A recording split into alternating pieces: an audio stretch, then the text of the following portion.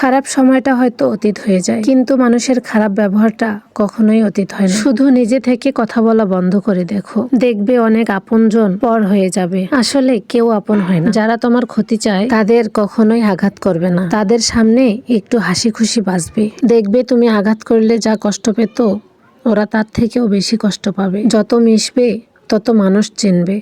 অভিনয় যে কত প্রকার হয় তা বুঝতে পারবে। সবাইকে আপনার সত্যতা জানানোর কোনো দরকার নেই। যে যা ভাবে তা নিয়ে সমালোচনা করতে দাও। বেঈমান মানুষগুলো কখনো অপরিচিত মানুষ হয় না, খুব কাছের মানুষগুলোই বেঈমান হয়। মানুষ চেনা শুরু করলে এমনিতেই বন্ধুর সংখ্যা কমে যাবে, এটাই বাস্তব। 3টি কথা মনে রাখবেন। যে তোমাকে সাহায্য করে তাকে কখনো ভুলে যেও না। যে তোমাকে ভালোবাসে তাকে কখনো ঘৃণা করো না। যে তোমাকে বিশ্বাস করে তাকে কখনো ঠকিও না। ধোঁকা একজনই দেয়, কিন্তু বিশ্বাস সবার উপর থেকেই উঠে যায়। ভিডিওটা ভালো লাগলে লাইক, কমেন্ট, শেয়ার করে অবশ্যই জানাবেন।